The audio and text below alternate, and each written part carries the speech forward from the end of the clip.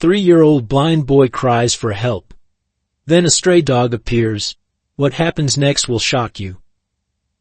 Thunder cracked across the darkened sky as rain poured mercilessly over Central Park. Among the ancient trees, a woman's desperate voice pierced through the storm. Tommy. Tommy, where are you? Sarah Miller's heart pounded against her chest as she searched frantically for her blind 6-year-old son. Just minutes ago they had been sitting on a park bench, Tommy enjoying the sound of birds before the storm hit. She had looked away for just a moment to answer an urgent call from her employer, another warning about her frequent absences to care for Tommy.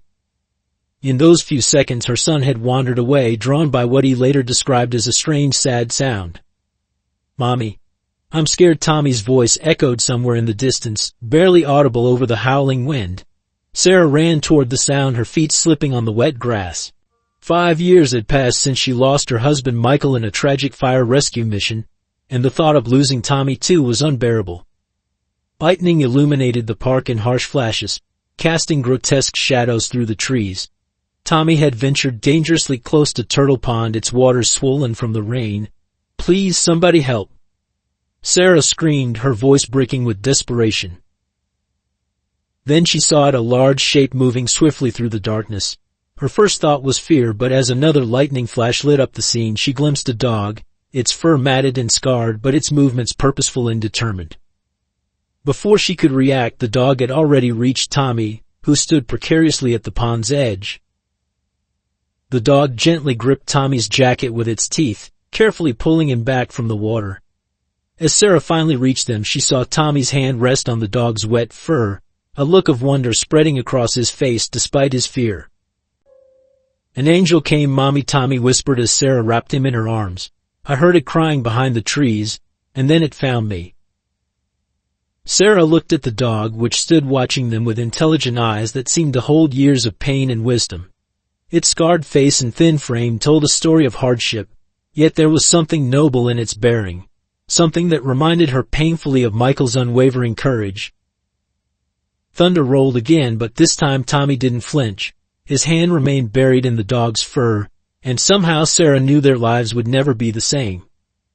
Life hadn't been kind to Sarah Miller since that fateful day 5 years ago when Michael, her firefighter husband, sacrificed his life saving a family from a burning apartment complex. His death left her alone with their 2-year-old son Tommy, who had been born blind due to a rare congenital condition. The weight of single parenthood crushed down on her shoulders, made heavier by the mounting medical bills and the specialized care Tommy needed. Her in-laws, the prestigious Miller family, had never fully accepted her, a middle school teacher from a modest background. Richard Miller, her father-in-law, had always viewed her marriage to Michael as beneath his son's status. After Michael's death, their subtle disapproval turned into open hostility. You're not equipped to raise Tommy alone, Elizabeth Miller, her mother-in-law, would say during their increasingly rare visits. He needs special care, resources that you simply cannot provide. Sarah's tiny apartment in Queens became both sanctuary and prison.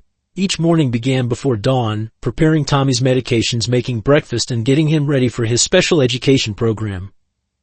Her salary barely covered their basic needs, forcing her to take evening tutoring jobs while a kind elderly neighbor watched Tommy. The constant juggle between work and Tommy's care meant she was always exhausted, always running behind, always one crisis away from collapse. The school administration grew increasingly impatient with her frequent absences, times when Tommy's medical appointments couldn't be scheduled outside work hours, or when he needed emergency care. Her principal's words rang in her ears. We sympathize with your situation, Sarah, but we need someone reliable. The threat of losing her job loomed constantly, a sword dangling over their precarious existence. The hardest part wasn't the financial strain or the exhaustion, it was watching Tommy struggle in a world that wasn't built for him. Simple tasks became monumental challenges. Each bruise from bumping into furniture, each tear of frustration when he couldn't do what other children did, cut deep into Sarah's heart. She spent nights researching blind education techniques, learning Braille alongside him, trying desperately to build a world where her son could thrive. Her own family lived across the country in California, unable to provide more than occasional phone calls and well wishes. The Millers, despite their wealth and resources, offered help only with strings attached, suggesting Tommy would be better off living with them, attending an expensive boarding school for the blind, away from his inadequate mother. "Think about what's best for him," Richard would say, his voice dripping with condescension. "You're being selfish keeping him in these conditions." The custody threats began subtly at first, casual mentions of lawyers, pointed questions about Tommy's care during their visits. Then came the certified letters, the formal evaluations, the surprise inspections from child services prompted by anonymous concerns. Sarah knew who was behind them, but she couldn't prove it. The Millers' influence ran deep in the city, their connections reaching into every institution that could help or hurt her case. Yet Sarah refused to break. Every morning she found strength in Tommy's smile, in his unwavering spirit despite his challenges. She learned to navigate the social services system, fought for every accommodation at his school, and built a small network of sympathetic neighbors who helped when they could. Her love for Tommy burned fiercer than any disapproval, stronger than any threat. "Mommy," Tommy would say, his unseeing eyes somehow finding her face, "you're the best mommy in the world." Those words became her armor, her reason to keep fighting against the odds stacked against them. She might not be able to give him everything the Millers could offer materially, but she could give him what they couldn't: unconditional love and the freedom to be himself. Tommy Miller's world was painted in sounds, textures, and scents.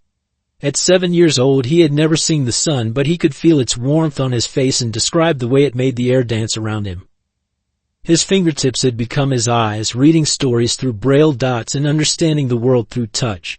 His acute hearing could identify neighbors by their footsteps before they even spoke, and he knew every creak and groan of their old apartment building. But the world wasn't always kind to a blind child. At the local playground, mothers would hurriedly pull their children away when Tommy approached, whispering warnings about being careful round the blind boy.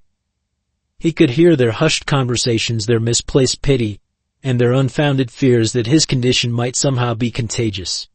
The isolation cut deep, leaving Tommy to swing alone or create adventures in his mind while other children played together. School was a daily battlefield. Despite being in a special education program, Tommy faced constant challenges. Some teachers viewed him as a burden, an interruption to their normal routine. Other students, mimicking their parents' prejudices, either avoided him or, worse, turned his disability into cruel jokes. "Hey, blind boy," they would taunt, moving his things around and laughing when he couldn't find them. The school administration often dismissed these incidents as kids being kids. Yet Tommy possessed an extraordinary spirit. While his classmates learned their ABCs through picture books, he mastered Braille with determination that amazed his therapists. His imagination soared beyond his physical limitations. In his mind he could run faster than anyone, climb the highest mountains, and see colors through their sounds. "Blue sounds like water rushing," he would explain to his mother. "Bread feels warm like hugs." The community's prejudice extended beyond the schoolyard. At the grocery store, people would talk over his head as if he couldn't understand them. "Poor thing," they would say to Sarah, "it must be so hard." Tommy would grip his mother's hand tighter, wishing they could understand that being blind didn't mean being broken. He was different, not less. His grandfather's expensive gifts, talking computers and high-tech aids, came with the weight of expectations and judgment. "If only he were living with us," Richard Miller would say within Tommy's earshot, "he could attend the finest schools for the blind." But Tommy didn't want their mansion or their prestigious schools. He wanted his mother's voice reading him stories, their small apartment where he knew every corner, and the freedom to be himself. Some nights when the loneliness felt too heavy, Tommy would sit by his window, listening to the city's symphony, car horns, distant sirens, the rustle of leaves in the park across the street. He created stories about each sound, imagining adventures he couldn't see but could feel in his heart. His mother found him there one evening, tears silently rolling down his cheeks. "Why don't they want to be my friends, Mommy?" he asked, his voice small in the darkness. Despite everything, Tommy developed an extraordinary empathy for others. He could hear sadness in voices that smiled, sense fear behind brave words, and offer comfort with a wisdom beyond his years. His music teacher discovered his gift for piano, his fingers finding emotions and melodies that moved listeners to tears. In those moments, sitting at the old piano in the school music room, Tommy wasn't the blind boy anymore. He was an artist, a creator, a soul that could see beyond sight.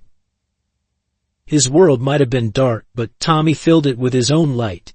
Each morning he greeted the doorman with a smile that could warm the coldest heart. He named the plants on their windowsill, talking to them as he helped his mother water them. And when other children did play with him, usually newcomers who hadn't yet learned the community's prejudices, Tommy's joy illuminated the playground brighter than any sun could. Before he became Tommy's guardian, Max bore a different name and carried a prestigious badge as one of the NYPD's most decorated rescue dogs. Under Officer James Wilson's handling, he had saved countless lives, his keen sense of smell and unwavering courage making him legendary among the K-9 unit. His specialty was finding lost children, and his gentle approach with young victims earned him the nickname the Child Whisperer among the force. And everything changed during a devastating warehouse fire 3 years ago. Max had led the rescue team to a group of trapped workers, but as they were evacuating, a burning beam crashed down. Without hesitation, Max pushed young rookie Officer Martinez out of the way, taking the full impact himself. The injury left him with a severely damaged hind leg and deep scars across his face. The department's veterinarians did their best, but they determined he would never return to active duty. The transition from hero to invalid broke something in Max's spirit. Officer Wilson, facing pressure from both the department and his own family, made the difficult decision to retire Max. The plan was to keep him as a family pet, but Wilson's wife feared the injured dog might be unstable around their newborn baby. Against Wilson's wishes, she surrendered Max to a local shelter, while her husband was away on assignment, leaving only a note explaining her decision. At the shelter, Max's scars and limping gait made potential adopters nervous. Children who might have loved his gentle nature were pulled away by parents worried about his size and history as a working dog. The shelter staff tried to explain his heroic past, but people only saw what they feared: a large, scarred dog with unpredictable potential. Months passed, and Max retreated further into himself, spending his days gazing through the shelter's chain-link fence at the busy street beyond. The final blow came when the shelter faced overcrowding. Despite his distinguished service record, Max was placed on the euthanasia list. The night before his scheduled appointment, during a severe thunderstorm, he managed to escape. Perhaps it was instinct, or perhaps fate, but he found himself drawn to Central Park, where he had once trained for search and rescue operations. For weeks, Max lived in the shadows of the park, avoiding dog catchers and well-meaning citizens who tried to approach him. His tactical training helped him survive, but his heart remained wounded. He watched families play, children laugh, and dogs walk happily with their owners, remembering a time when he too had a purpose, a home, a life of meaning. His injured leg meant he couldn't run as fast or jump as high as before, but his mind remained sharp. He began watching over the park in his own way, alerting park authorities through barking when he spotted dangerous situations, though he always disappeared before they could catch him. The local hot dog vendors noticed that food would go missing from their carts, but only when homeless people walked away hungry. Despite his hardships, Max never lost his fundamental nature as a protector. He would secretly follow children who wandered too far from their parents, keeping watch until they were safely reunited. His presence became an urban legend in the park, the mysterious scarred dog who appeared when needed and vanished like a shadow. Then came the stormy evening when he heard a child's cry, Tommy's cry, and something awakened in his heart. In that moment, Max found what he had been waiting for: a chance to be needed again, to protect again, to love again. The morning after the storm, Max appeared on their apartment building's doorstep, his scarred face and watchful eyes drawing concerned looks from residents. Tommy, however, recognized him immediately by his distinct footsteps. "Mom, it's my angel from the park," he exclaimed, his hands reaching out instinctively. The dog approached with remarkable gentleness, allowing Tommy's small fingers to explore his face, never flinching even when they traced his scars. Sarah watched with a mixture of gratitude and apprehension. "Tommy, we can't keep him," she said softly, already calculating their tight budget. "We barely manage as it is, and a dog needs food, veterinary care." But her words trailed off as she witnessed something extraordinary. Tommy, usually hesitant in new environments, was walking confidently with his hand resting on Max's back, the dog instinctively adjusting his pace to the boy's steps. "He helps me see, Mommy," Tommy explained, his face glowing with joy. "He tells me when to step up or down, just like your voice does." Indeed, Max was gently nudging Tommy's leg before each curb, stopping at intersections and positioning himself between the boy and any approaching pedestrians. It was as if he'd been trained for this very purpose.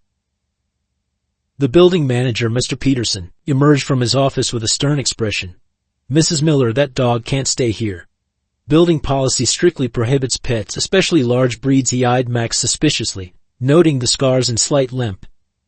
"Besides, it could be dangerous. Look at those scars, clearly been in fights." Tommy's grip on Max's fur tightened. "He's not dangerous," he protested, tears forming in his unseeing eyes. "He saved me, he's my friend." Max responded by gently licking Tommy's hand while maintaining a respectful distance from others, his behavior impossibly dignified despite his rough appearance. Sarah found herself torn between her son's happiness and the practical realities of their situation. The last thing they needed was trouble with the building management or additional expenses. "Tommy, sweetheart," she began, kneeling beside him, "I know you love him, but we have to think practically. Where would he sleep? How would we afford his food?" "He can share my room and my food," Tommy insisted, his voice trembling with emotion. "Please, Mom, he makes the darkness less scary." The simple honesty of his words struck Sarah deeply.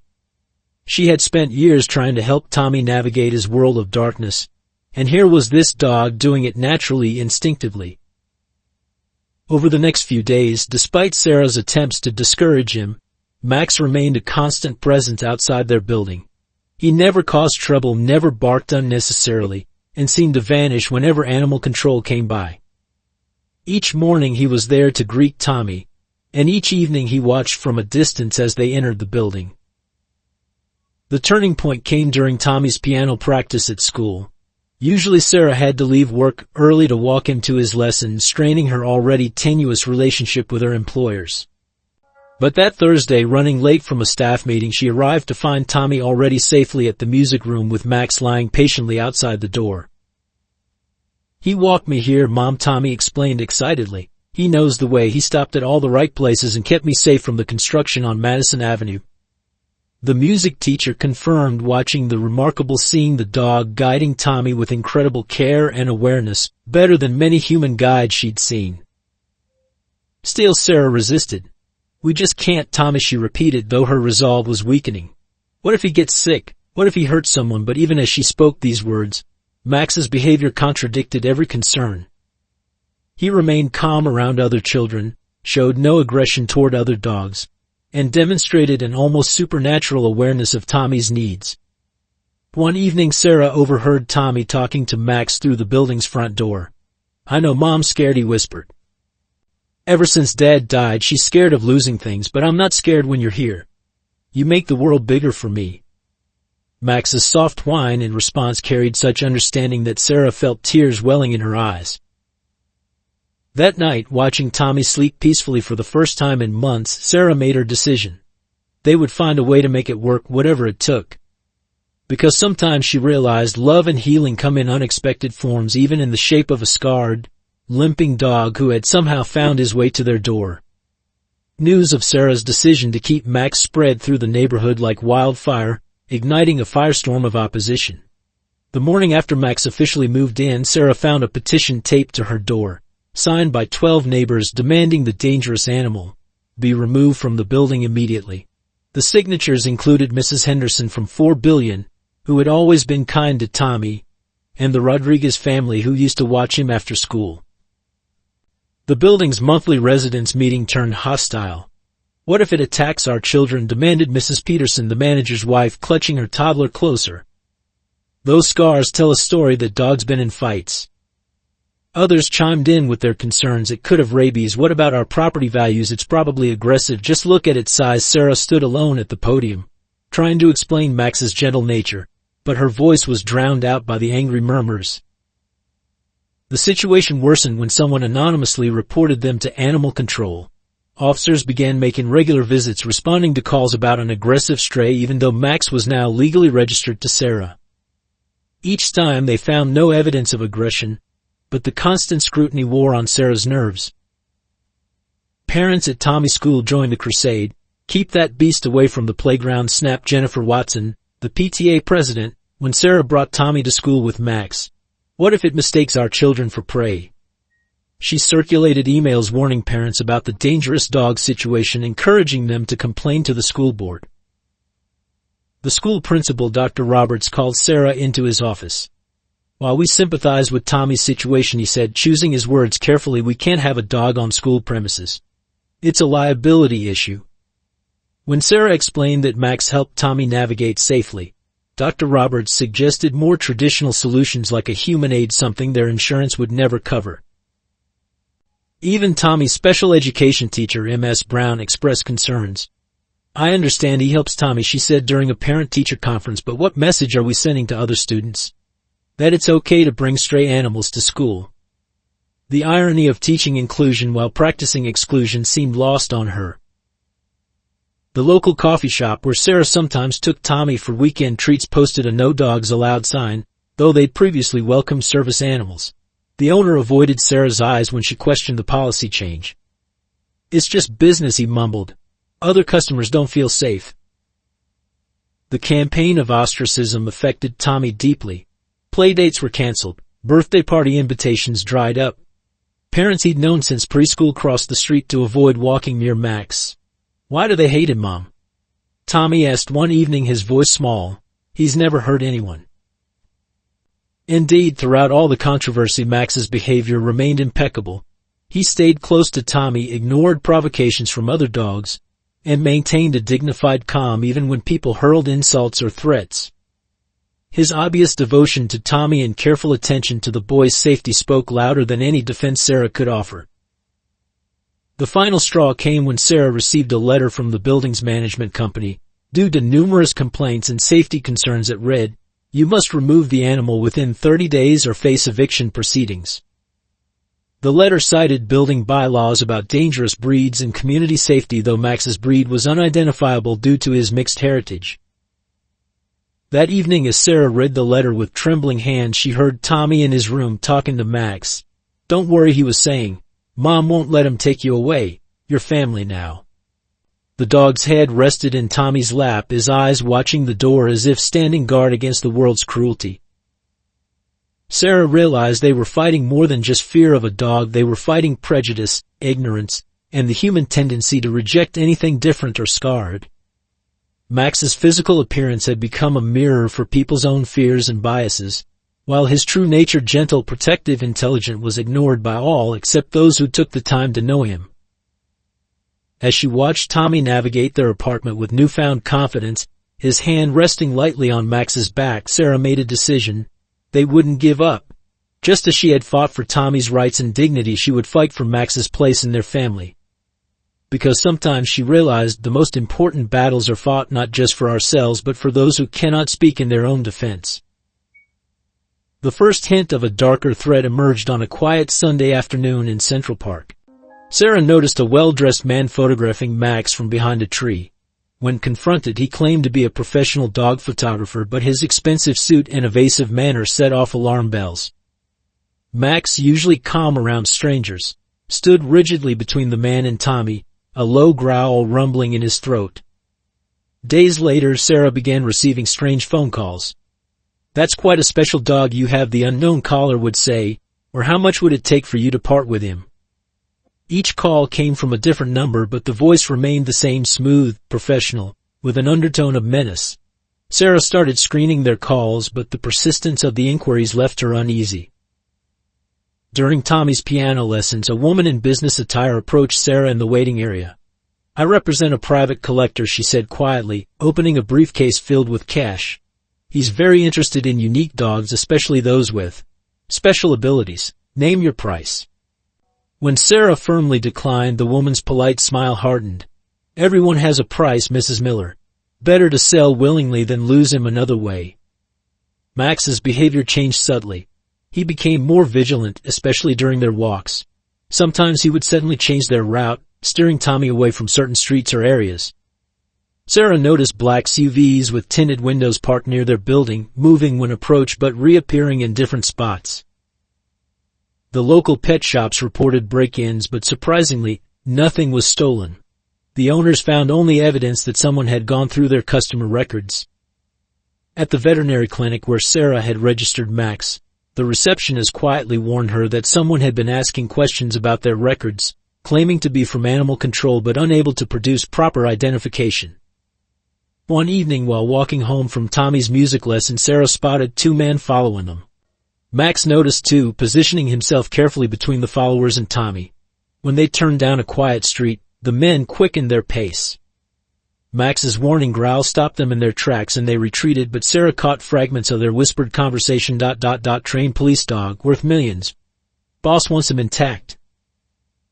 Anonymous letters began appearing in their mailbox, each containing a higher offer for Max. The last one included a photo of Tommy walking to school, with the message, accidents happen to blind children in the city. A shame if he lost his guide dog. Sarah took the letters to the police, but without concrete threats or evidence they could only file a report. The situation escalated when Sarah discovered their apartment had been searched while they were out. Nothing was taken, but Max's bed had been examined and dog training manuals had been moved. The intruders had been looking for something specific, information about Max's training and capabilities. A breakthrough came when Tommy's music teacher, Mrs. Reynolds, overheard two men discussing dogs in the cafe across from the school. The scarred one's definitely ex-police, one said.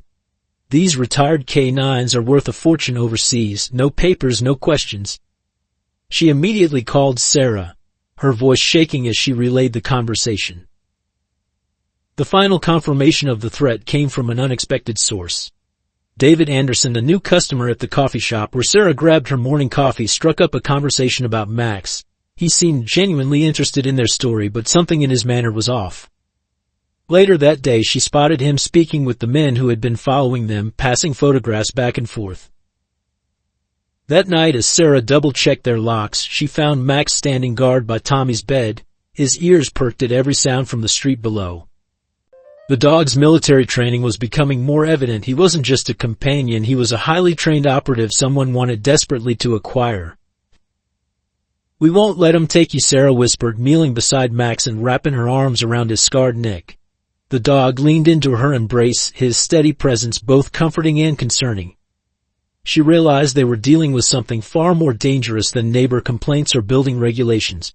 This was organized, professional, and persistent. As she watched Tommy sleeping peacefully, his hand dangling off the bed to rest in Max's fur, Sarah knew they would need help to protect their family from this invisible but growing threat. The question was, who could they trust when it seemed everyone had an agenda regarding their extraordinary dog? The kidnapping attempt came on an ordinary Wednesday afternoon.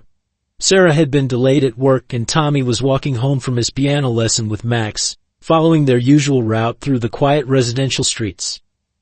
The autumn air was crisp and fallen leaves crunched beneath their feet as Tommy chatted happily to Max about his new piece. They were less than 2 blocks from home when Max suddenly stopped, his body becoming rigid. Tommy, attuned to his companion's signals, fell silent. Before he could ask what was wrong, the sound of a van sliding door broke the quiet. 2 men emerged, their footsteps quick and purposeful on the sidewalk. "Hey there, Tommy," one man called, his voice falsely friendly. "Your grandfather sent us to pick you up. Richard Miller wants to surprise your mom." He reached for Tommy's arm, but Max moved faster than lightning. Inserting himself between Tommy and the stranger, his warning growl deep and threatening. Tommy backed away, his hand clutching Max's fur. "My grandfather doesn't send strangers," he said, his voice trembling but firm. Max, helped the dog's training kicked in immediately. He backed Tommy against a building wall, ensuring no one could approach from behind. The men dropped their friendly pretense. "Grab the kid," the first man ordered. "The boss wants the dog unharmed." As they advanced, Max's protective instincts took over. He launched himself at the first attacker, his powerful jaws clamping down on the man's arm, drawing blood and a howl of pain. The second man pulled out a taser, but Max was too quick. He knocked the weapon away with a precise strike, years of police training evident in his movements. Then he began barking, not his usual protective growl, but a specific pattern of sharp, loud barks that echoed through the street. Mrs. Anderson, watering her plants on her second-floor balcony, heard the commotion. Recognizing Tommy and seeing the struggle, she immediately called 911. "Someone's trying to kidnap the blind Miller boy," she shouted into the phone. Corner of Maple and 4th. The first attacker, clutching his bleeding arm, stumbled back toward the van. "Forget the kid, just grab the dog," but Max stood his ground, his body pressed protectively against Tommy's legs, his scarred face fierce with determination. Every time they tried to circle around, Max would snap and lunge, keeping them at bay while maintaining his protective position. Tommy, despite his fear, remained remarkably calm, trusting completely in Max's protection. He could hear the men's frustrated cursing, the sound of approaching sirens, and Max's continuous warning growls. The dog's fur beneath his fingers was rigid with tension, but his presence was steady and reassuring. Sarah, alerted by Mrs. Anderson's frantic call to her cell phone, arrived just as police cars screamed around the corner. The would-be kidnappers fled to their van, but not before one of them shouted back, "This isn't over. That dog's worth more than you know." The police gave chase to the van while Sarah ran to Tommy, gathering him in her arms. "Are you hurt? Did they touch you?" she demanded, her voice shaking. Tommy shook his head, his hand still firmly gripped in Max's fur. "Max protected me, Mom." He knew they were lying about grandfather. Officer Jenkins, taking their statement, was particularly interested in Max's behavior. This wasn't random, he noted, watching the dog maintain his protective stance even as he allowed Sarah to check Tommy for injuries. The dog's responses were tactical, military or police trained, and they seemed more interested in him than the boy. As they walked the final blocks home, surrounded by police escorts, Sarah noticed how Max continuously scanned their surroundings, his body tense and alert. Even after they were safely inside their apartment, he positioned himself by the door, watching, waiting, prepared for any threat. That night, after Tommy had finally fallen asleep, Sarah found Max still awake, his eyes fixed on the bedroom door. She sat beside him on the floor, wrapping her arms around his scarred neck. "You saved him," she whispered, tears falling into his fur. "You saved my baby." Max leaned into her embrace, but his vigilant posture never relaxed. The attempted kidnapping marked a turning point. It was no longer just about keeping a beloved pet, they were protecting a member of their family who had proved willing to risk his life for them. And somewhere out there, someone was willing to go to dangerous lengths to take him away. The attempted kidnapping gave Richard and Elizabeth Miller the ammunition they'd been waiting for. 2 days after the incident, Sarah received a hand-delivered letter from Preston Associates, the Millers' high-powered law firm. The document was clear: they were suing for emergency custody of Tommy, citing Sarah's reckless endangerment of their grandson. "You brought a dangerous stray dog into your home," Richard Miller thundered during their confrontation in the building's lobby. "Tommy could have been killed because of your irresponsible decisions." Elizabeth stood beside him, her designer handbag clutched like a shield. "We've been patient, Sarah, but this is the final straw. Tommy needs proper protection, not some unpredictable street animal." The initial court hearing was set for the following week. The Millers' lawyer, James Preston, presented a damning case: a single mother working multiple jobs, living in an unsafe neighborhood, and now harboring a potentially dangerous dog. "Your Honor," he argued, Ms. Miller's judgment is questionable at best. She's placing her emotional attachment to a stray animal above her son's safety. Sarah's court-appointed lawyer seemed overwhelmed by the Millers' legal team. They presented testimonies from neighbors about Max's aggressive behavior, carefully edited security footage showing him growling at strangers, and expert opinions about the dangers of keeping former police dogs as pets. The fact that Max had actually protected Tommy was twisted into evidence of his violent tendencies. "Consider the pattern," Preston told the judge. "First, Mrs. Miller refuses to accept help from Tommy's grandparents. Then she endangers him by keeping an untrained attack dog. Now Tommy's been targeted by criminals. The Millers can provide round-the-clock security, private tutors, and the best medical care available." The worst blow came when Child Protective Services arrived for an unannounced inspection. They found Sarah's apartment spotless, but cited concerns about Max's presence. While the dog appears well behaved, their report noted, the potential risk to a vulnerable child cannot be ignored. Tommy, required to speak with a court-appointed child psychologist, desperately defended his mother and Max. "They're trying to take me away from my family," he sobbed during one session. "Max isn't dangerous, he's my best friend, my eyes. Please don't let him separate us." The psychologist noted his deep attachment to both Sarah and Max, but the Millers' lawyers argued this emotional dependency was unhealthy. The custody battle took its toll on their already strained finances. Sarah's savings dwindled as she tried to hire a better lawyer. She started missing more work for court appearances and meetings with social workers. The Millers, sensing her vulnerability, made their offer they would drop the custody suit if Sarah voluntarily sent Tommy to their preferred boarding school for the blind without Max. "Think about Tommy's future," Elizabeth urged during a mediation session. "Our grandson deserves the best education, the best opportunities, so you can visit him on holidays." The suggestion of such limited access to her son made Sarah physically ill, but the mounting legal pressure was becoming overwhelming. Their only ally in the family, Michael's younger sister Rachel, finally spoke up. "This is wrong," she told her parents. "Michael would never want Tommy taken from Sarah. He chose her as his wife, as Tommy's mother, despite your disapproval. Are you really honoring his memory by trying to destroy the family he loved?" The Millers responded by cutting Rachel out of their will. Their determination to gain custody seemed to grow stronger with each passing day. They hired private investigators to document Sarah's every move, looking for any mistake they could use against her. When they discovered she'd been late picking Tommy up from school twice in 1 month due to work obligations, they immediately filed it as evidence of neglect. Through it all, Max remained a steady presence, seemingly understanding the gravity of the situation. He stayed closer to Tommy than ever, his protective instincts heightened by the constant tension. At night, Sarah would find them together in Tommy's room, the boy sleeping peacefully with his hand in Max's fur, while the dog maintained his vigilant watch. The court battle was far from over, but with each passing day, Sarah felt her grip on her small family weakening. The Millers' resources seemed infinite, their influence far-reaching. Yet, every time she considered giving in, she would watch Tommy and Max together, the perfect understanding between them, the way Max anticipated Tommy's every need, the absolute trust and love they shared, and she knew she had to keep fighting, no matter the cost.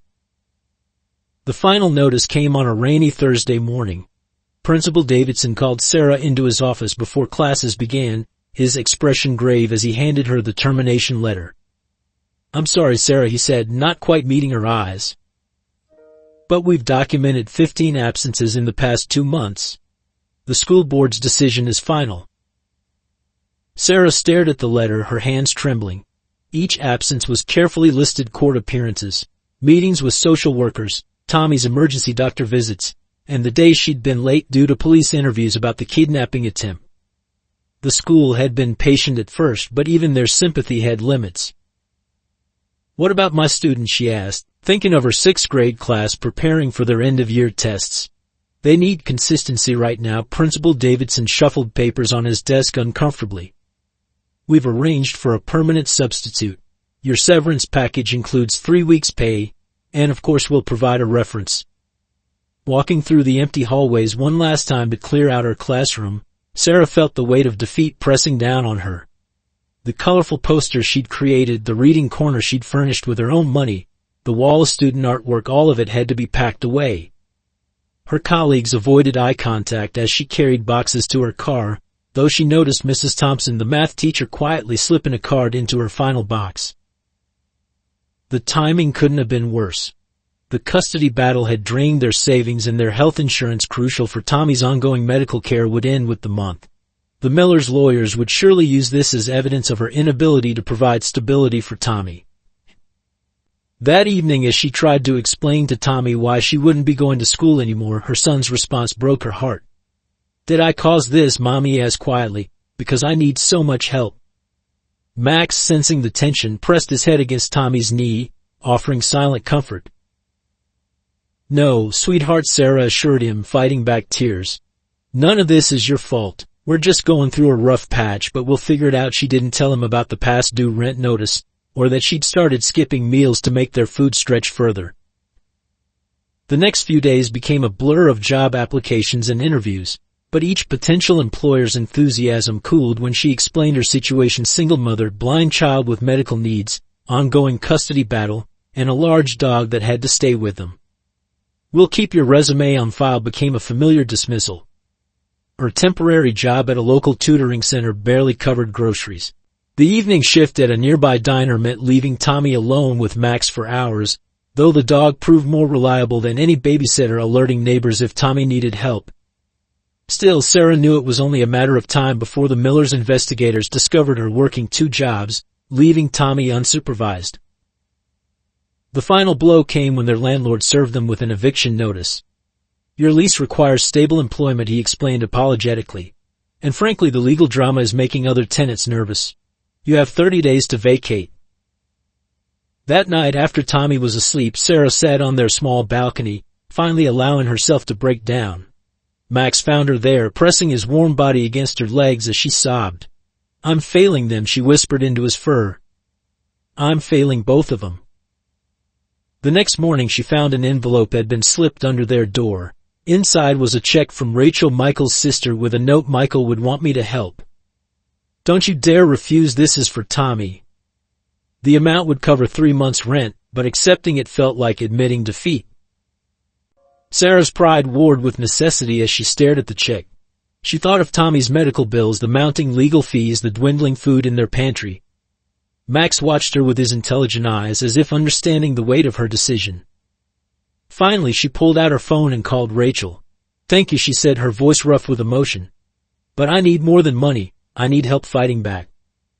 Rachel's response was immediate. I thought you'd never ask. Meet me tomorrow. I think I know something about what's really going on with these custody threats. As she hung up, Sarah felt a glimmer of hope for the first time in weeks. They had lost so much: her job, their security, their peace of mind, but they hadn't lost each other. And sometimes she realized, accepting help wasn't admitting defeat, it was finding the strength to keep fighting. The revelation about David's true identity came through an unexpected encounter at Rachel's apartment. Sarah had arrived for their planned meeting, only to find Rachel in intense conversation with a tall, scarred man who looked startlingly familiar. Max's reaction was immediate and unusual. Instead of his typical protective stance, the dog's tail wagged in recognition. Sarah, Rachel said carefully, I'd like you to meet James Wilson, Max's former handler from the K-9 unit. The man stood slowly, his face etched with emotion as he watched Max. Though lately I've been going by David Anderson while investigating the dog trafficking ring that's been targeting him. Sarah's mind raced back to all the times she'd seen David watching them in the park, at the coffee shop, during Tommy's piano lessons. You've been following us, she said, her voice tight with anger and confusion. All this time you were watching us. Wilson nodded grimly. I had to make sure Max was safe. When my wife gave him away without my knowledge, I spent months tracking him down. By the time I found him with you and Tommy, I'd uncovered something much bigger: an international operation stealing trained service dogs for private security firms overseas. Rachel interjected. James came to me when he recognized Max in the park with Tommy. He knew about Michael's death and the warehouse fire. He was there that day. Her voice softened. James was the officer in charge of the rescue operation. The weight of this connection struck Sarah like a physical blow. Wilson's face showed the same pain she felt. Max and I were both there when Michael went in for the last time. Your husband saved 3 lives that day, but the building collapsed before we could reach him. Max tried to go in after him. That's how he got some of those scars. Sarah sank into a chair, overwhelmed by the interconnectedness of their stories. Max moved to her side, resting his head on her knee, and she noticed for the first time how Wilson watched their interaction with a mixture of pride and sadness. After the fire I was injured, and Max was traumatized, Wilson continued. The department suggested retiring him, but I knew he just needed time to heal. Then my wife, pregnant and afraid of his scars, gave him away while I was in the hospital. By the time I recovered enough to search for him, he'd escaped from the shelter. Rachel produced a thick file of documents.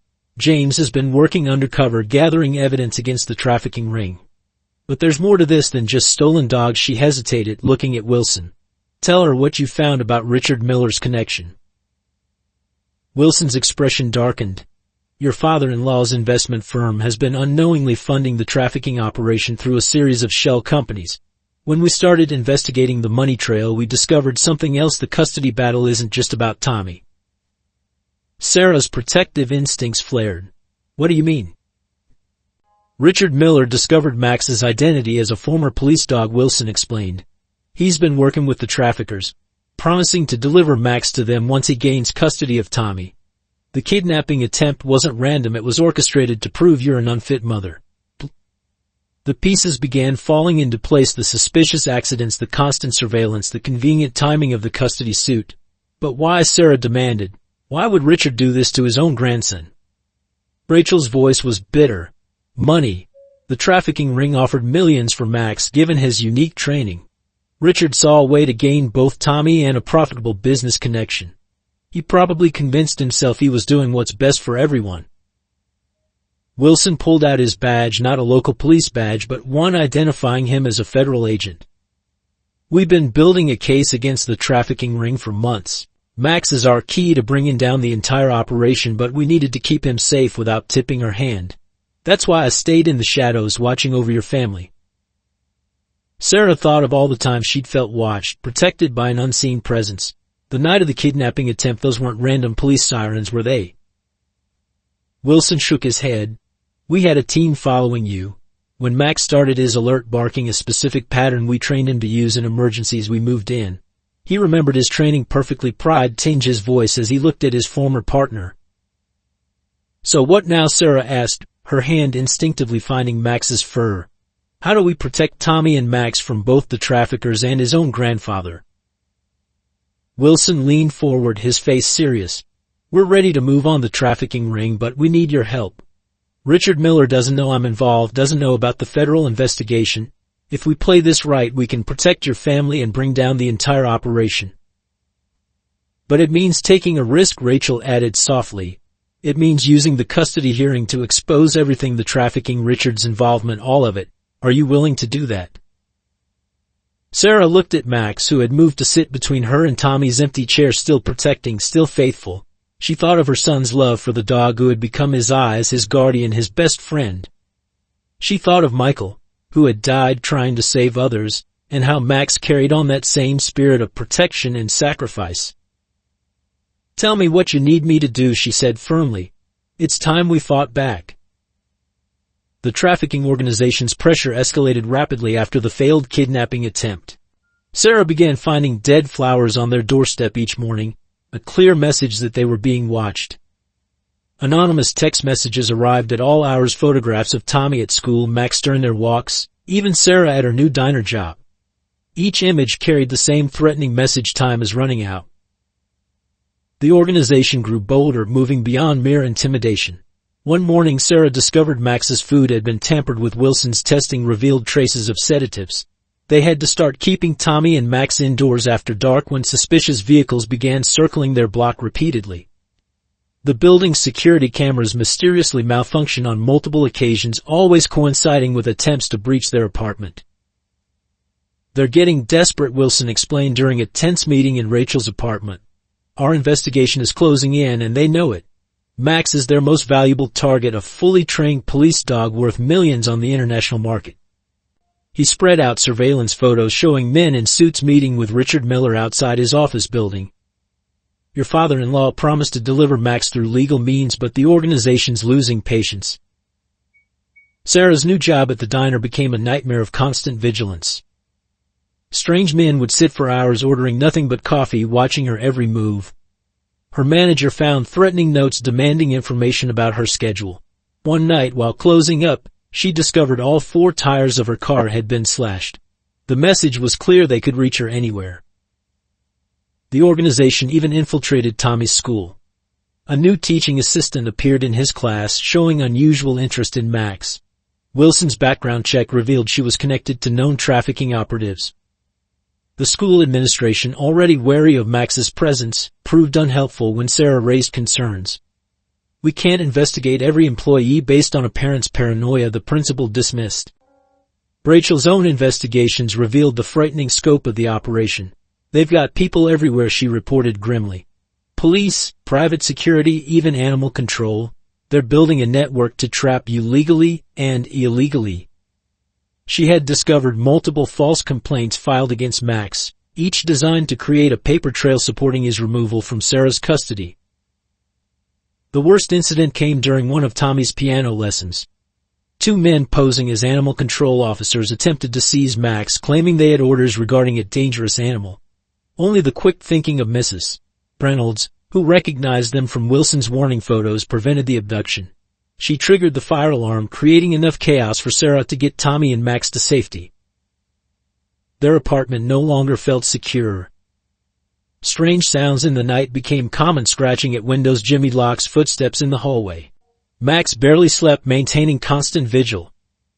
His military training emerged fully as he conducted methodical sweeps of their rooms, checking entry points, responding to every unusual sound with professional precision. The organization began targeting Sarah's support network. Rachel's car was vandalized. Wilson discovered listening devices in his home. Mrs. Reynolds received threatening calls about her interference. Even their sympathetic neighbors faced harassment, leading many to withdraw their support out of fear. Tommy, despite Sarah's efforts to shield him, sensed the growing danger. His nightmares increased, filled with voices of men trying to take Max away. The once confident boy became jumpy, clinging to Max constantly. "They won't get you," he would whisper into Max's fur at night. "I won't let them take you away." The trafficking ring's tactics grew increasingly sophisticated. They began spreading rumors in the neighborhood about Max's violent past, claiming he had attacked children in his previous home. Fake social media accounts appeared, sharing doctored videos of aggressive incidents. Local news outlets received anonymous tips about a dangerous animal being kept near a school. Sarah found herself fighting battles on multiple fronts. Each day brought new threats, new attempts to separate them, new pressure to give up. The organization seemed to have unlimited resources and reach, while her own resources dwindled. Even Wilson's federal backing couldn't provide round-the-clock protection. During a particularly harrowing week, the organization orchestrated a series of coordinated attacks. First, they filed multiple complaints with building management, health department, and animal control. Then they planted false evidence of neglect for child services to find. Finally, they arranged for Tommy's grandfather to witness a staged incident where Max appeared threatening. "They're building their case," Wilson warned. "The trafficking ring is working with Richard Miller to create a perfect storm. When they move, it'll be with both legal and illegal pressure. We need to act before they do."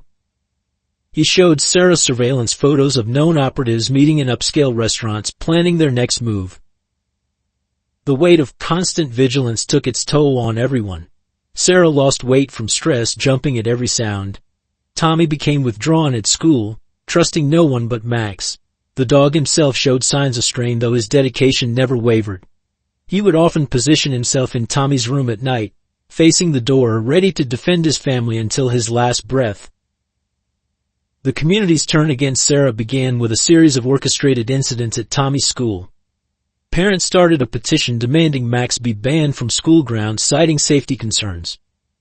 The PTA held an emergency meeting where Elizabeth Miller, playing the concerned grandmother, tearfully described a near-miss incident where Max had allegedly snapped at a child, a completely fabricated event that nonetheless spread like wildfire through parent groups. Local media picked up the story, running sensationalized headlines: "Dangerous dog near school, parents fear for children's safety," and "Blind boy's mother refuses to remove threat." The coverage was clearly biased, featuring carefully selected interviews with concerned citizens who were actually connected to the trafficking ring. Sarah's attempts to present their side of the story were either ignored or edited to make her appear unstable. The custody battle took a vicious turn when Richard Miller's lawyers presented new evidence to the court. They had compiled a devastating dossier: Sarah's job loss, the alleged incidents with Max, testimony from experts claiming the dog showed signs of aggression, and photographs of their small apartment presented to look cramped and unsafe. Each piece of evidence had been carefully manufactured or manipulated to paint Sarah as an unfit mother. "Your Honor," Preston argued in court, "Mrs. Miller's emotional attachment to this animal has clouded her judgment. She's choosing a dangerous dog over her son's safety and future." The lawyer presented affidavits from neighbors, teachers, and child development experts, all either coerced or paid for their testimony. The Millers can provide Tommy with 24-hour care, professional assistance, and a safe environment away from this unstable situation. The community's ostracism became complete when someone spray-painted "dog lover, child abuser" on their apartment door. Tommy's few remaining friends were forbidden to play with him. The local church, where Sarah had found support after Michael's death, suddenly had no room in their children's programs for Tommy. Even their elderly neighbor, Mrs. Chen, who had always helped watch Tommy, began locking her door when she heard them in the hallway. The building's tenant association called a meeting to discuss the dog problem. Sarah attended, hoping to reason with her neighbors, only to find it was an ambush. Resident after resident stood up to complain about Max, each story more exaggerated than the last. The final blow came when they voted to change the building's pet policy, specifically banning dangerous breeds and former police dogs. At Tommy's school, the isolation intensified. His desk was moved away from other students for their safety during recess. He sat alone with Max while other children were shepherded to the opposite side of the playground. Teachers who had once praised his progress now found fault with everything, documenting each minor incident as evidence for the custody case. The Millers' lawyers used every opportunity to demonstrate their client's superior resources. They presented plans for Tommy's care that included private tutors, live-in nurses, and enrollment in an exclusive school for the blind. Against this, Sarah's small apartment and struggle to make ends meet seemed woefully inadequate in the court's eyes. Social media became another battlefield. A Facebook group titled "Protect Our Children from Dangerous Dogs" gained hundreds of local members overnight. Photos of Max were posted with false stories of aggression. Sarah's defenders were quickly shouted down or blocked. The online harassment spread to her workplace, with negative reviews appearing on the diner's page warning customers about the unstable waitress. The custody battle's next hearing proved devastating. The judge, influenced by the mounting community pressure and the Millers' relentless legal campaign, issued a temporary order. Tommy would spend weekends at his grandparents' mansion, with their private security and proper supervision. It was the first step toward what everyone knew was coming: full custody reversal. Sarah watched helplessly as her support system crumbled. The few neighbors who had stood by them now avoided eye contact in the hallways. Tommy's doctor suddenly had no available appointments. Even his piano teacher, Mrs. Reynolds, was pressured into discontinuing his lessons after her studio received threatening calls. Through it all, Tommy showed remarkable resilience, though the strain was evident. "Why do they hate us, Mom?" he asked one night, curled up with Max on his bed. "We haven't done anything wrong." Sarah had no answer that could explain the cruelty of adults to a child who only wanted to keep his best friend. The final community meeting was the most painful. Sarah stood before her neighbors trying to explain Max's importance to Tommy's independence and safety. But the room had already decided. The building manager delivered the ultimatum: either Max goes, or they would face eviction. Looking at the hostile faces around her, Sarah realized these people weren't interested in the truth. They had chosen their side in a battle they didn't even understand. The kidnapping occurred during one of the court-mandated weekend visits to the Miller mansion. Though Sarah had fought against these visits, the judge's order was clear. That Saturday morning, as she watched the Millers' luxury car drive away with Tommy, Max's distressed whining should have been her first warning. The initial call came at midnight. "Mrs. Miller," a cold voice announced, "we have your son. If you want to see him again, bring the dog to Highland Park. Come alone." Sarah's world collapsed as she heard Tommy's frightened voice in the background. "Mom, I'm scared. They said they'll hurt Max if you call the police." The Miller security team claimed Tommy had disappeared from his bedroom while everyone slept.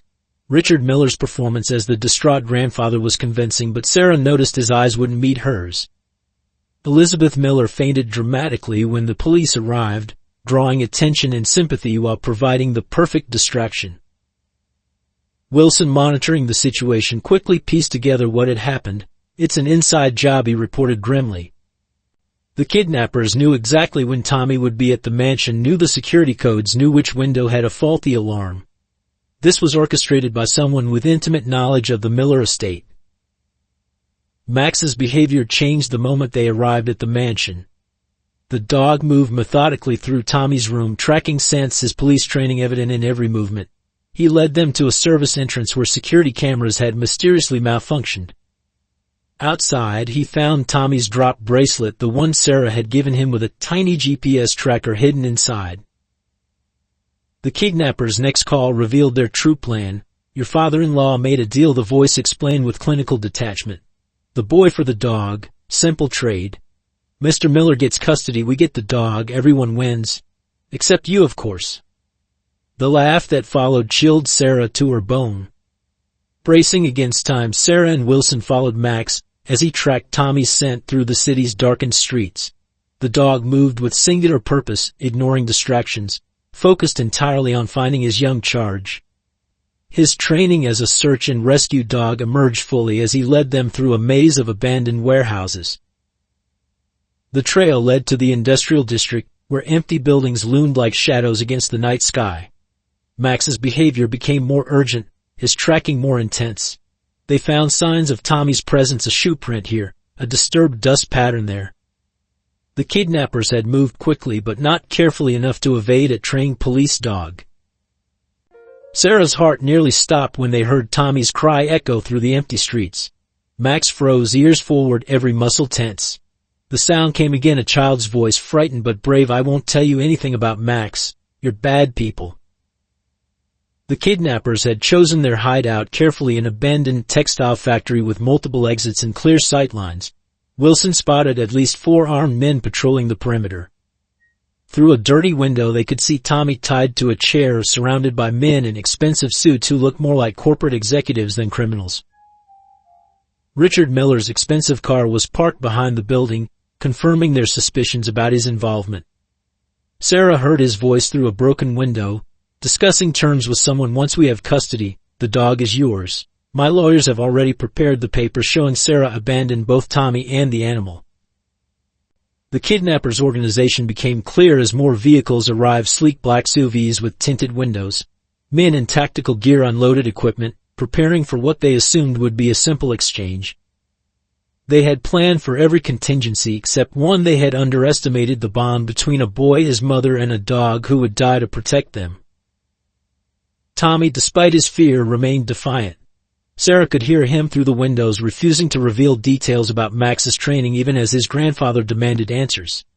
"He's not just a dog," Tommy shouted. "He's my best friend, and you're trying to hurt him."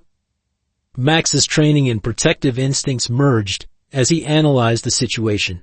His behavior shifted from tracking to tactical assessment, moving silently through shadows, identifying entry points and threats. Sarah realized the dog wasn't just finding Tommy, he was planning a rescue. Max's rescue operation began with extraordinary precision. While Wilson called for backup, the dog used his training to create a diversion, knocking over metal barrels on the opposite side of the building. As guards rushed to investigate, Max silently led Sarah to a broken window near Tommy's location.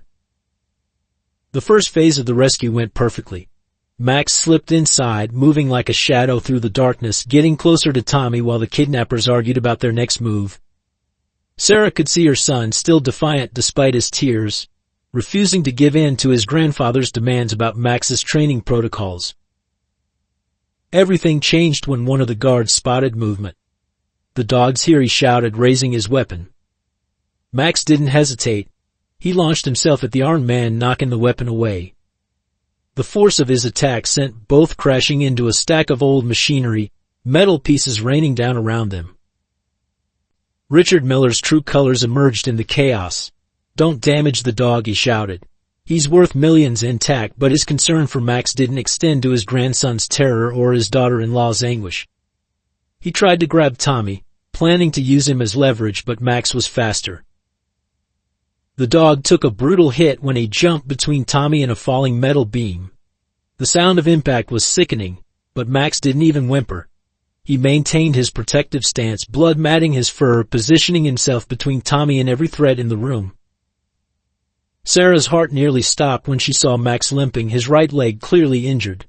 But the dog's determination never wavered. He fought through the pain, systematically forcing the kidnappers back, creating a safe corridor for Sarah to reach Tommy. His training merged with pure protective instinct as he calculated every move. The worst moment came when Richard Miller pulled out a concealed weapon. "Enough," he shouted, aiming at Sarah. Max's reaction was instantaneous. He leapt, taking the bullet meant for her. The impact threw him against the wall, but even then he struggled back to his feet, placing himself once more between the threats and his family. Tommy, hearing Max's pained breathing, began crying, "Max, please don't die. Please." The sound of the boy's distress seemed to give the injured dog new strength. Despite bleeding heavily, Max maintained his guard position, his growl warning anyone who tried to approach. The arrival of Wilson's backup team caught the kidnappers by surprise, but Max didn't relax his vigilance. Even with police swarming the building, he stayed focused on protecting Tommy and Sarah. Only when Wilson himself approached did Max allow himself to show his pain, his legs finally buckling. Sarah watched in horror as Max's white fur turned red with blood. The dog's breathing became labored, but his eyes never left Tommy. Even as emergency responders tried to treat him, Max kept trying to crawl toward the boy, determined to ensure his safety until the very end. Tommy refused to leave Max's side as they rushed him to the emergency veterinary hospital. The dog had sustained multiple injuries: a bullet wound, 3 broken ribs, a severely damaged leg, and internal bleeding. The veterinarians worked through the night, amazed by their patient's will to live. Throughout the surgery, Max tried to resist the anesthesia, fighting to stay conscious, still trying to protect his family. The lead veterinarian later told Sarah he'd never seen such determination in an animal. He shouldn't even have been able to stand with those injuries, let alone fight, she said in awe. The night seemed endless as they waited for news. Tommy held on to Sarah, both listening for any update about Max's condition. "He has to live," Mom, Tommy whispered. "He's my eyes, my protector, my best friend." Sarah could only hold him tighter, praying that their extraordinary dog would pull through. When Max finally emerged from surgery, he was wrapped in bandages but still alert. The moment he heard Tommy's voice, his tail wagged weakly. Despite the veterinarian's protests, he tried to stand, still focused on his duty to protect. It took both Sarah and Tommy gently reassuring him that they were safe before he finally allowed himself to rest. In the aftermath of the kidnapping, Sarah faced her biggest battle yet. While Max fought for his life in the veterinary hospital, the legal system threatened to tear their family apart. Despite Richard Miller's arrest, his high-powered legal team worked to spin the narrative, presenting him as a concerned grandfather who had merely hired private investigators to protect his grandson from a dangerous animal. The custody hearing continued even as Tommy was recovering from the trauma. The Millers' lawyers argued that the kidnapping incident proved Sarah's inability to protect her son. If she hadn't brought this dog into their lives, Preston argued before the judge, none of this would have happened. Her poor judgment continues to put Tommy at risk. Medical bills mounted quickly. Max's surgery and ongoing care costs were astronomical, and Sarah's insurance wouldn't cover a pet. The veterinary hospital required daily payments, threatening to terminate treatment if the bills went unpaid. Sarah sold everything of value she owned: her wedding ring, her car, even her grandmother's antique jewelry. The community began to split into factions. While some neighbors finally saw through the Millers' manipulation, others doubled down on their prejudices. The building manager served them with a final eviction notice, claiming the kidnapping incident had disturbed the peace and violated their lease agreement. Tommy's trauma manifested in nightmares and anxiety attacks. He refused to sleep without knowing Max was safe, spending hours at the veterinary hospital talking to his injured protector. "Max saved us, Mom," he would say repeatedly. "We have to save him too." The boy's therapist reported that separating him from Max now would cause severe psychological damage. Sarah fought back with everything she had. She worked double shifts at the diner, took online transcription jobs at night, and sold homemade meals to sympathetic neighbors. Every spare moment was spent either at the veterinary hospital with Max or gathering evidence for their case. Rachel proved invaluable, using her legal background to help build their defense. She uncovered financial records showing Richard Miller's connections to the trafficking ring, documented the systematic harassment campaign against Sarah, and found witnesses willing to testify about the Millers' manipulation of the community. The turning point came when Wilson presented his evidence to the court. Surveillance footage, recorded conversations, and financial records revealed the full scope of Richard Miller's involvement in the trafficking operation. The prosecutor's office finally took notice, launching a broader investigation into the Millers' activities. Local media, initially hostile to Sarah, began publishing news stories: "Heroic dog saves blind boy from kidnappers," and "Grandfather's dark secret." The truth behind the Miller custody battle. Public opinion slowly shifted as people learned how Max had merely sacrificed his life to protect Tommy. Sarah's co-workers at the diner organized a fundraiser for Max's medical bills. The event revealed unexpected allies: former critics who now admitted they'd been wrong, neighbors who'd witnessed the Millers' harassment but had been afraid to speak up, and even some of Tommy's teachers who finally understood the depth of the bond between the boy and his dog. The custody battle reached its climax during a tense hearing.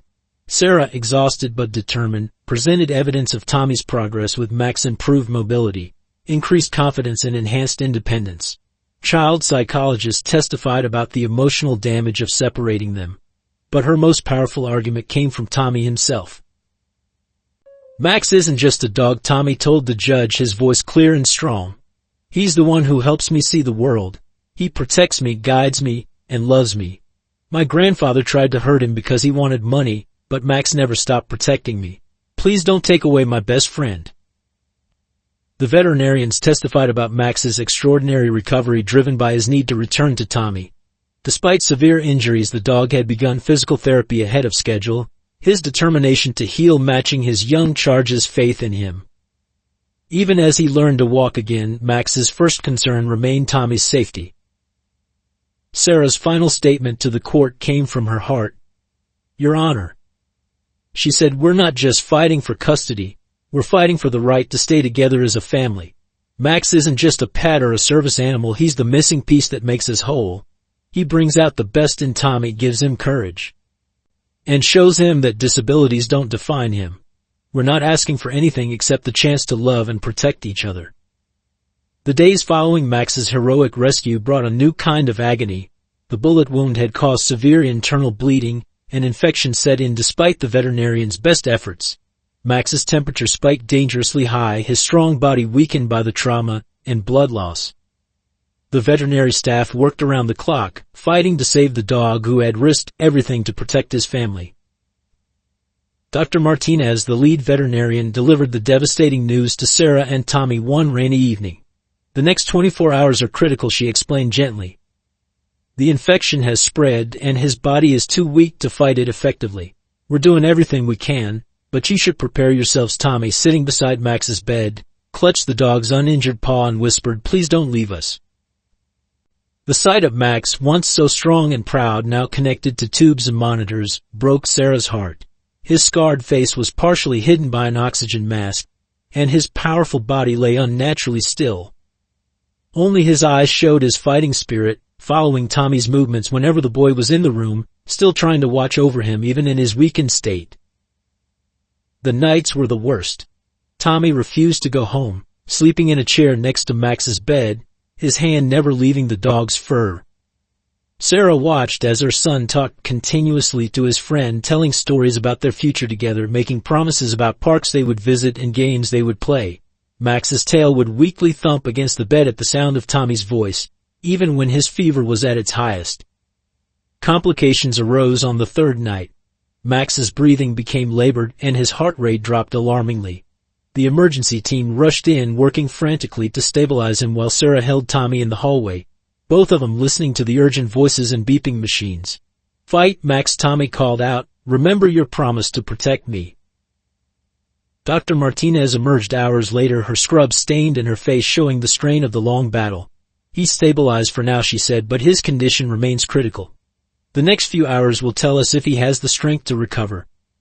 She paused, then added softly, "In all my years of practice, I've never seen a dog fight so hard to stay alive. He's fighting for them, not for himself." Wilson visited daily, bringing his experience with injured K9 officers to help with Max's care. He would sit with his former partner, talking about their old cases, reminding Max of his training to never give up. "You've got a new mission now, buddy," he would say, his voice rough with emotion. "That boy needs you. Stay strong." The infection finally broke on the 5th day, but Max remained weak. His injuries had taken a severe toll, and the veterinarians worried about permanent damage to his leg. Yet even as he struggled to recover, his protective instincts never wavered. When Tommy had a nightmare during one of his bedside vigils, Max somehow found the strength to lift his head and whine softly, trying to comfort the boy despite his own pain. Sarah spent every spare moment between work shifts at the veterinary hospital, watching the incredible bond between her son and his guardian. She saw how Max would rally whenever Tommy was present, how he would fight against the sedatives to stay alert when the boy was talking to him. The dog's determination to survive matched Tommy's absolute faith in his recovery.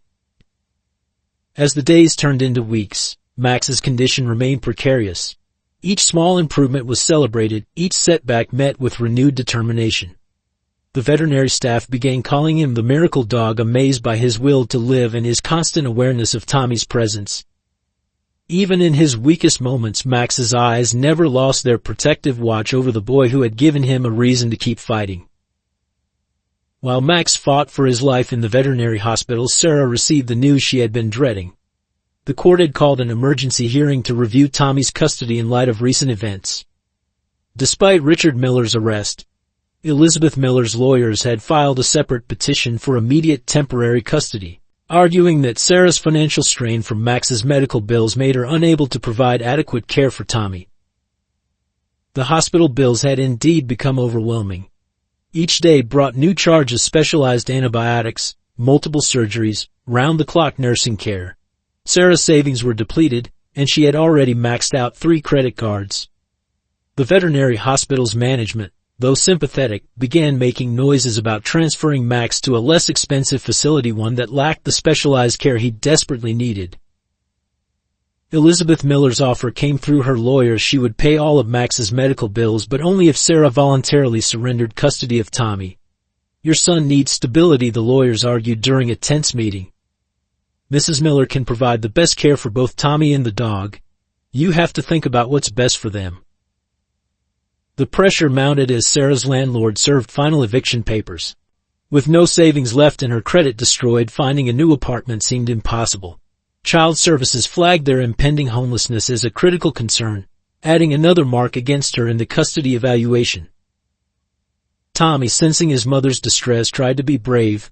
"We can live in a smaller place," Mommy said one night at the hospital, his hand resting on Max's sleeping form. "I don't need toys or new clothes, I just need you and Max." His words, meant to comfort, only highlighted the impossible choice Sarah faced. The custody evaluator's report painted a devastating picture. It details Sarah's financial instability, the trauma Tommy had experienced during the kidnapping, and the ongoing security concerns.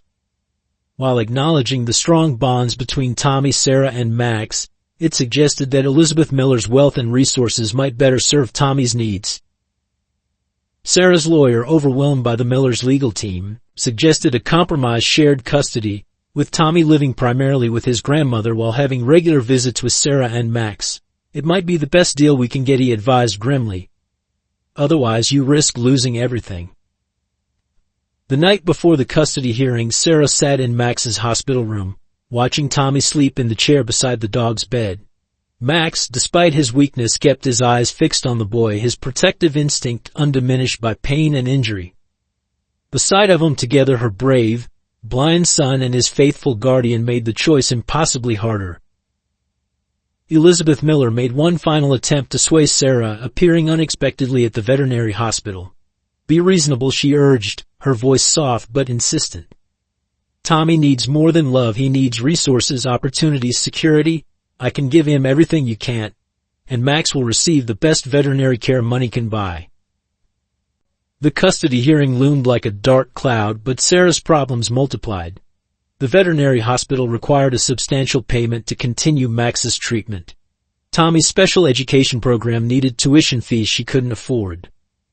Her new job was threatening termination due to her constant absences for court appearances and hospital visits.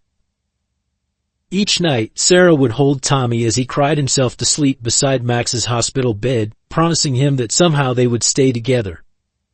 But in the quiet hours, watching Max fight for his life while Tommy's future hung in the balance, she wondered if her love for them was enough to overcome the crushing weight of reality. The community's judgment reached its crescendo during Max's hospitalization. Local media, fed stories by Elizabeth Miller's PR team, painted Sarah as a mother who prioritized a dog over her child's welfare. "Mother drains family resources on injured dog while son needs care," read one particularly cruel headline. Social media exploded with harsh comments, many from people who had never met them. Tommy's school became a battleground of whispered conversations and pointed stares. Parents openly discussed Sarah's poor choices at pickup time, questioning how she could waste money on veterinary bills when Tommy needed new educational equipment. The PTA president sent a mass email suggesting parents reconsider allowing their children to associate with Tommy, citing concerns about unstable home circumstances. Even the veterinary hospital staff began showing signs of judgment. While the medical team remained dedicated to Max's care, administrative staff made increasingly pointed comments about payment arrangements. Perhaps it would be kinder to consider more final options, the hospital manager suggested, avoiding Sarah's eyes. The bills are only going to increase. The building's tenants organized a formal complaint to the housing board, citing Sarah's impending eviction as proof of her unfitness as a mother. Former neighbors who had watched Tommy grow up now avoided eye contact in the hallways, some even crossing to the other side of the street when they saw Sarah coming. Anonymous notes appeared under their doors suggesting Tommy would be better off with his grandparents. Church members who had once supported them after Michael's death now spoke openly about divine guidance and knowing when to let go during a Sunday service. The pastor used their situation as an example in his sermon about misplaced priorities, though he didn't name them directly. The message was clear: Sarah was failing as a mother by refusing to give up Max. The final blow came during a parent-teacher conference where Tommy's teachers, once supportive, presented a unified front of concern about his emotional dependency on Max. They suggested that separation from the dog might be in Tommy's best interest, ignoring years of progress and independence the pair had achieved together. The school counselor recommended professional intervention to help Tommy develop more appropriate attachments. Local business owners who had known them for years began refusing service. The diner where Sarah worked faced angry calls demanding her termination for being an irresponsible mother. Regular customers requested different servers, leaving 0 tips when forced to sit in her section. Even Tommy's favorite ice cream shop, where Max had always been welcomed, put up a prominent "No Dogs Allowed" sign. The community's harsh judgment peaked at a town hall meeting called to discuss public safety concerns regarding injured animals near schools. Though Max wasn't mentioned by name, speaker after speaker rose to denounce irresponsible pet owners who endanger our children. Sarah sat through it all, holding Tommy's hand, feeling the weight of hundreds of condemning eyes. The truth emerged in a shocking revelation during Richard Miller's bail hearing. As Wilson presented evidence to the court, a familiar name kept appearing in the financial records: Robert Miller, Michael's younger brother, who had vanished from family gatherings shortly after Michael's death. The documents showed Robert as the mastermind behind the entire dog trafficking operation.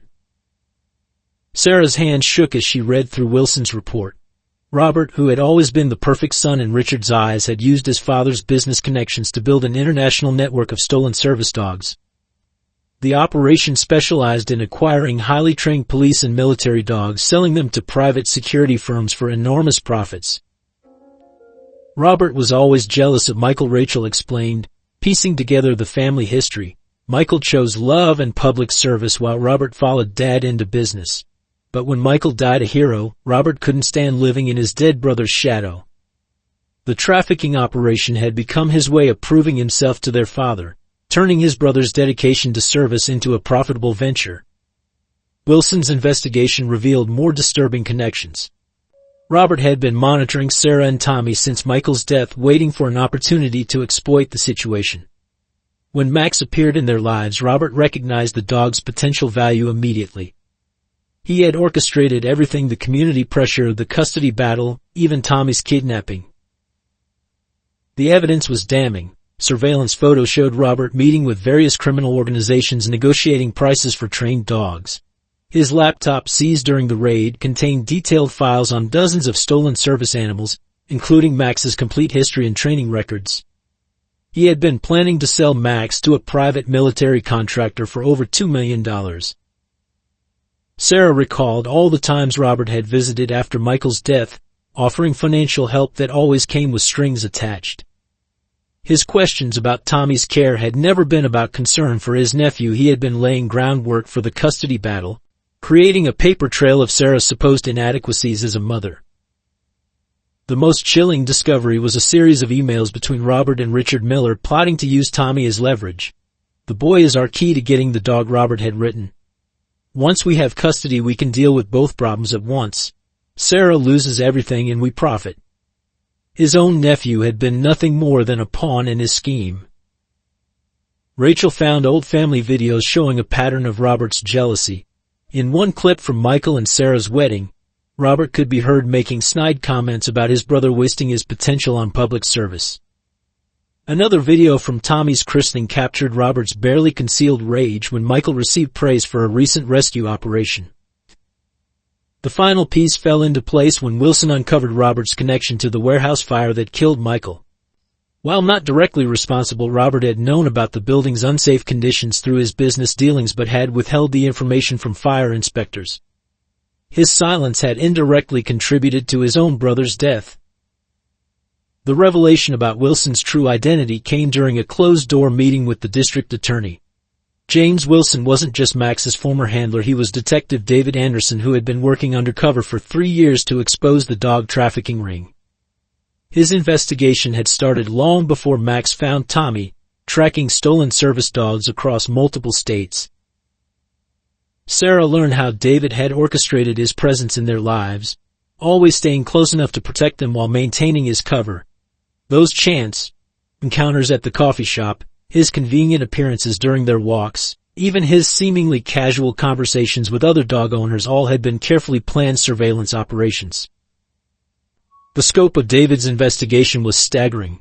As Detective Anderson, he had infiltrated the trafficking organization from multiple angles, posing as a potential buyer, a corrupt trainer, and finally as a concerned citizen watching Max. His careful documentation had built an airtight case against Robert Miller and his network, while also protecting Sarah and Tommy from the worst of the organization's threats. "I knew Max would recognize me," David explained to Sarah, showing her his real badge. "That's why I had to stay distant at first. His reaction to me would have blown my cover."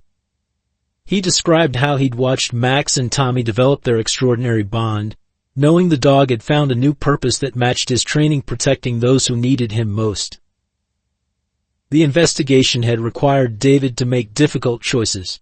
He couldn't intervene during the community's harassment campaign, couldn't openly defend Sarah against the custody threats, couldn't even prevent Tommy's kidnapping. "We needed irrefutable evidence," he explained, his voice heavy with regret. "If we'd moved too soon, Robert would have slipped away, and you'd never have been safe." David's testimony before the grand jury revealed the intricate web of corruption he'd uncovered.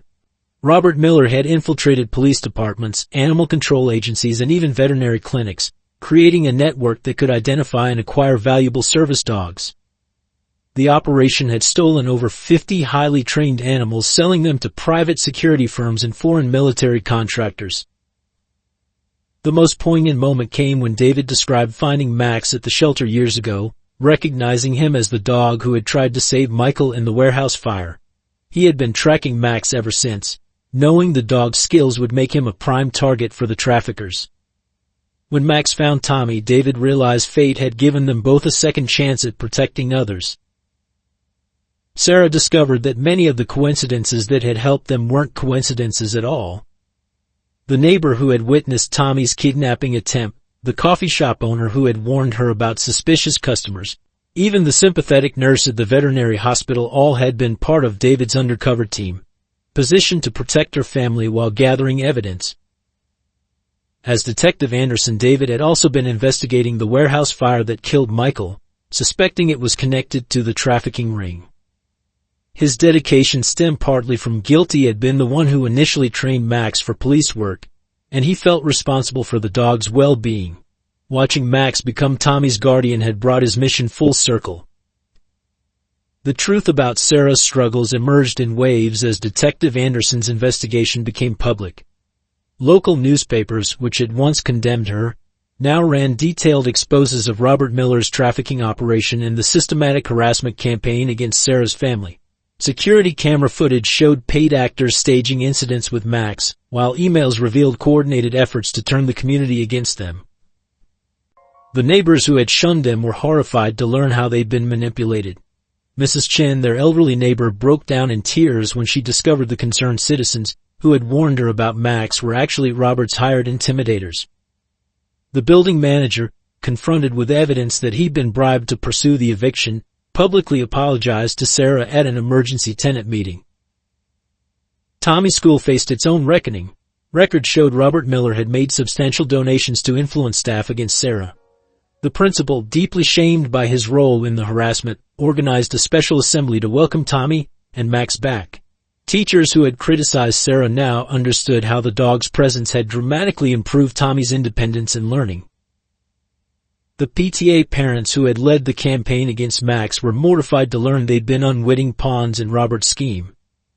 Jennifer Watson, who had been most vocal in her criticism, arrived at Sarah's door with tears in her eyes and a handwritten apology. She'd discovered that the incident reports about Max's aggression had been completely fabricated. Local businesses that had banned them now displayed Welcome Max signs in their windows.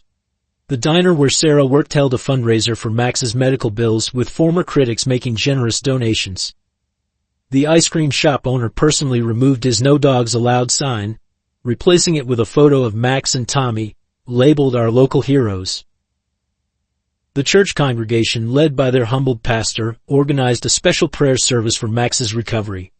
Members who had judged Sarah now brought meals to the veterinary hospital, taking turns sitting with Tommy while Sarah worked.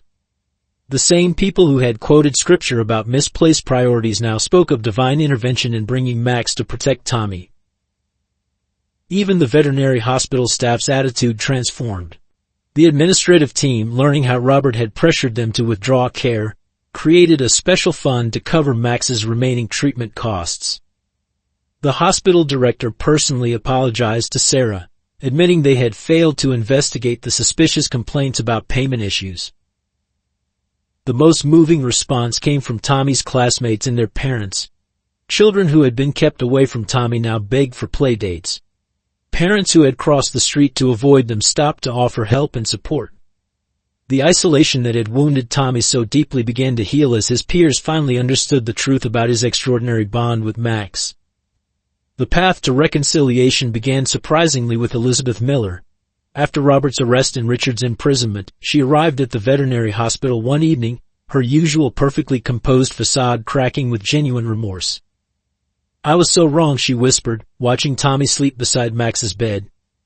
"I thought I was protecting him, but I was only protecting my own pride." The community's support materialized in unexpected ways.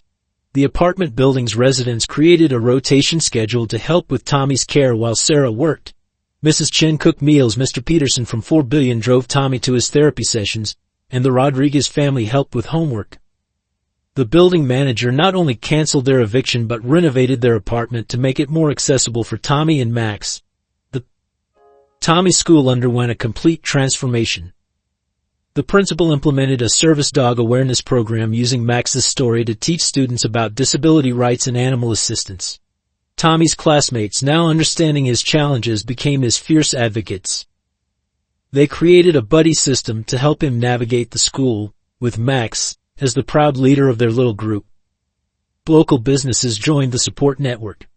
The diner where Sarah worked adjusted her schedule to accommodate Tommy's needs. The grocery store began delivering their food for free. The veterinary hospital created a payment plan that Sarah could manage, with anonymous donors covering much of Max's ongoing care costs. Elizabeth's change of heart proved genuine. She withdrew all legal claims to Tommy's custody and instead channeled her resources into helping Sarah. She established a trust fund for Tommy's education and medical care, but this time with no strings attached. "Michael would have wanted this," she said, finally acknowledging her late son's wishes. The most touching gesture came from Tommy's classmates' parents. They organized a surprise home renovation while Sarah and Tommy spent a weekend at the veterinary hospital with Max.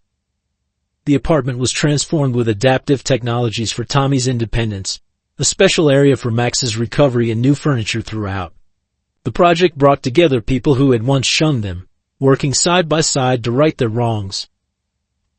Rachel coordinated with Detective Anderson to establish a support foundation for families with service animals, using the Miller family's restitution money as initial funding. The foundation would ensure that no other family would face the challenges Sarah had endured, providing legal support, medical care for service animals, and community education. The transformation extended to the wider community. Local media outlets which had once vilified them now featured positive stories about service animals and disability rights. The town council passed new regulations protecting service animals and their families, officially naming it Max's Law, in honor of their brave guardian. Max's recovery became a community event that brought people together in unexpected ways. After weeks of intensive care, the dog's fighting spirit finally prevailed. His first steps in physical therapy drew cheers from the veterinary staff, while Tommy's constant encouragement seemed to give Max extra strength. The once scarred and injured dog gradually regained his strength, though he would always carry a slight limp as a badge of his courage. The official adoption ceremony was held in the town square, attended by hundreds of supporters. Detective Anderson, now publicly acknowledged as Max's former handler, officially transferred Max's service dog certification to Sarah. "This isn't just an adoption," he announced, his voice thick with emotion. "This is recognizing what has always been true. Max chose his family long ago." Tommy stood proudly beside Max during the ceremony, his hand resting on the dog's head as the mayor presented them with a special commendation. Max, wearing a new service vest embroidered with his name and official status, maintained his protective stance even during the celebrations, always alert to Tommy's needs. The veterinary hospital's rehabilitation team worked tirelessly with Max, developing innovative techniques to help him adapt to his injuries while maintaining his service capabilities. Though he couldn't run as fast or jump as high as before, Max's intelligence and determination allowed him to modify his protective techniques. He learned new ways to guide Tommy, compensating for his own limitations while never compromising his guardian duties. Elizabeth Miller surprised everyone by sponsoring a special training program at the veterinary hospital, dedicated to rehabilitating injured service dogs. The Max's Warriors program would ensure that other service animals would receive the same level of care that had saved Max, regardless of their owner's financial circumstances. The most touching moment came when Max was finally cleared to return home. The entire neighborhood lined the streets to welcome them, but Max had eyes only for Tommy. Despite his injuries, he immediately resumed his protective duties, guiding Tommy up the apartment steps with the same devotion he had shown since their first meeting. Sarah watched as Max settled back into their home routine, marveling at how the dog's dedication had never wavered through all his trials. His recovery wasn't just physical, it was a testament to the unbreakable bond between a dog and the family he had chosen to protect. 1 year after Max's adoption ceremony, the changes in the community were profound and lasting. The story of a scarred rescue dog who became a blind boy's guardian had sparked a movement far beyond their small town. The Max's Law Foundation, initially created to support service animal families, had expanded into a national organization advocating for disability rights and animal welfare. Tommy School became a model for inclusive education. The buddy system that had started in his class spread throughout the district, with students actively supporting their peers with disabilities. Max became a regular visitor at school events, where he helped demonstrate the capabilities of service animals to other children and parents.